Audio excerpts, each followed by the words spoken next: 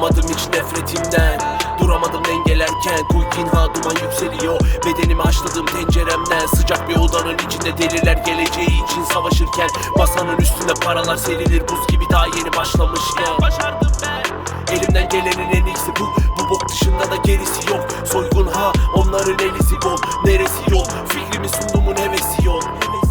Sevemiyorum başka yolu, bir diamond ve yanına Hennessy koy. Kapalı kutunun içi gibi beynim, fakat yıldızlara değdim ha. Arabul yıllar önce kaçırdığım doyumsuz keyfi, bak Lurimine o. Sence de sonsuz değil mi? Omuzlarıma fazla yük bindi, tepeye asıyorum boynumdaki şeyi. Köşe başında, yolun sonunda, işler yolunda, sabahtan akşama soluk soluğa.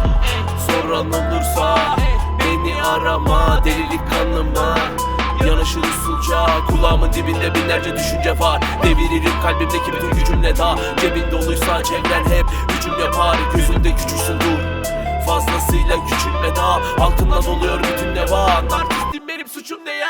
Aslanın en büyük dilimi benim, ailem var siklemem diğerlerini. Açık oldu sürekli bir yerleriniz, kimyanın etkisinde ciğerleriniz. Niye bu kadar içerlediniz, gülüyoruz batar dikenlerimiz. Hoş geliyor giderleriniz, tanımıyorlar beni bilmiyorlar. Soktum kendimi dar bir yola, neredesin diye darlıyorlar. Dolu taraftan hiç bakmıyorlar, karmaşık konular konuşmam asla. Bütün derdiniz geçer temasla, smoke yakar terasta. Takılı kalır yatarken asla, hayal ettiğin yerde biz varız yanar hayat. Saçma risk alıp kovalamak demek duvara çarpmak gereğinden fazla hızlanıp sen sarma hızlanın.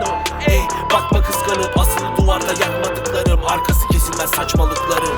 Köşe başında, yolun sonunda, işler yolunda, sabahtan akşama soluk soluğa.